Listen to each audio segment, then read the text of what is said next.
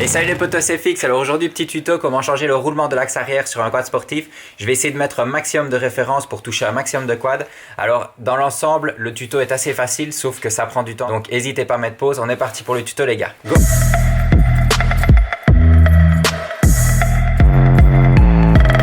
Bon, alors je viens d'aller chercher mon matos chez Getino. Donc pour relancer le 250, il me fallait une batterie. Et donc les roulements de l'axe arrière. Sur le 250, il y a deux roulements, donc ils sont ici. Et sur les 450, par exemple, il y en a 4. Sur les 350, il y en a 2 aussi. Donc au niveau pièces de ce qu'on va avoir besoin aujourd'hui, c'est simplement ça.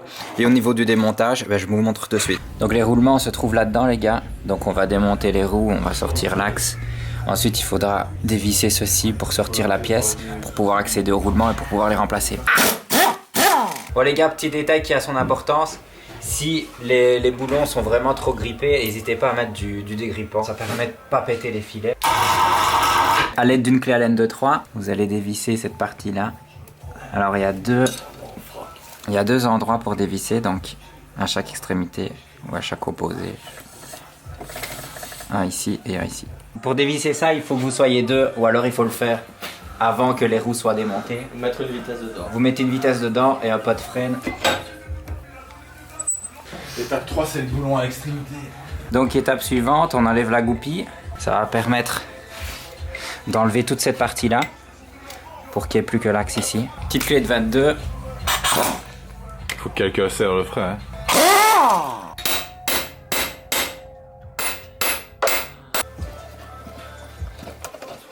Faudra ça. Donc voilà, c'est tout simple. Hop. Ici, vous avez un circlips. Pour l'enlever, il vous faut une pince spéciale. Hop. Qui se présente comme ça. Une fois que le circlips est enlevé, Sortir cette pièce-là. bon alors les gars, là il va falloir une clé de 6 pour démonter ceci. Avec la déboulonneuse. Clé de 14. Il est où mon tuyau?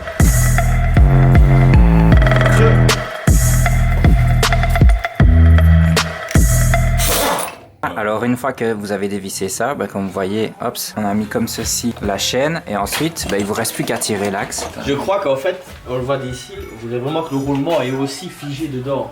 Enfin, figé à l'axe, tu vois ce que je veux dire? Ah ouais, mais c'est abusé comme il est figé. Et si on chauffe un peu,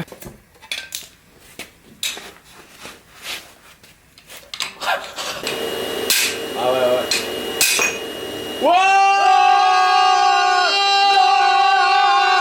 Il a pas eu un roulement avec?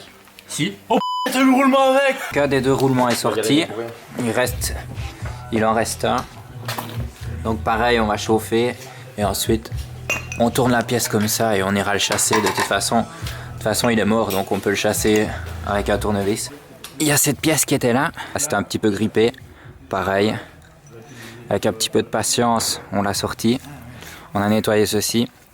J'ai continué à le nettoyer comme il faut. On va pouvoir passer au remontage. Donc on a les deux roulements, c'est les mêmes. Et on a les deux caoutchoucs, c'est les mêmes également. Donc le moyeu est propre pour pouvoir accueillir les roulements. Alors vraiment le truc le plus important, ça va être de rentrer les roulements le plus droit possible. Et pas comme ça en biais pour ne pas l'abîmer. Graissage. Pas hésiter à en remettre. Voilà. On le présente.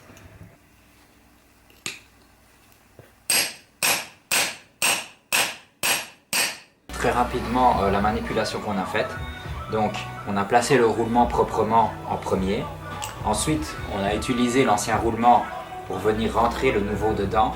Alors faites très attention, il faut s'arrêter avant que l'ancien roulement commence à rentrer dedans, sinon vous n'arriverez pas à l'enlever.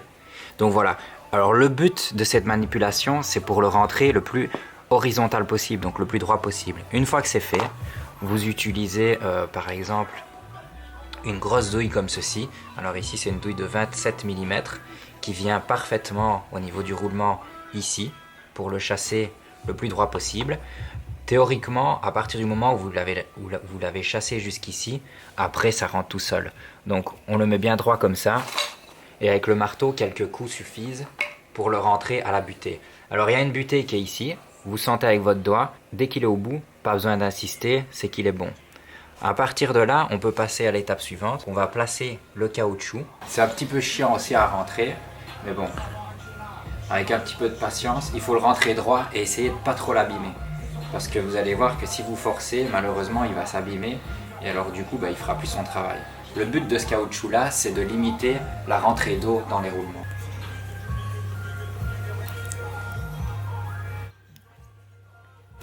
Là, j'ai eu de la il est bien rentré. Et des fois, vous pourrez chipoter comme ça pendant plusieurs minutes pour qu'il rentre droit. Bon, ici, il est rentré. Il est rentré assez vite et facilement, donc je suis content. N'oubliez pas cette pièce-là, les gars, avant de mettre le deuxième roulement, parce que sinon, vous allez devoir tout recommencer et rechasser les roulements. Bon, rechasser des roulements qui sont tout nouveaux, ça fait quand même un peu.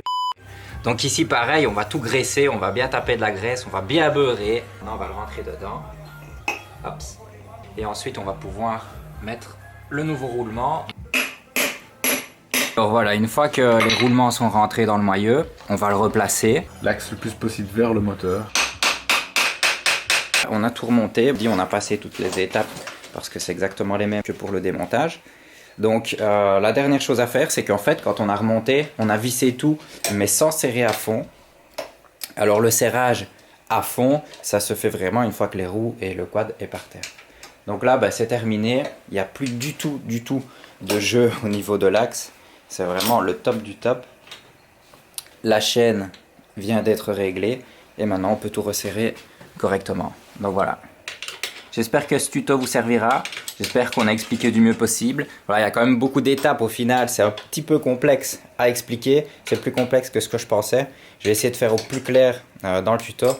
Donc si vous avez apprécié et si ce tuto vous a été utile, n'hésitez pas à lâcher un petit like. N'hésitez pas à vous abonner si vous découvrez la chaîne depuis ce tuto-là. Il y a plein d'autres tutos par rapport au quad sportif. Et alors il y a plein de vidéos de nos randos, etc.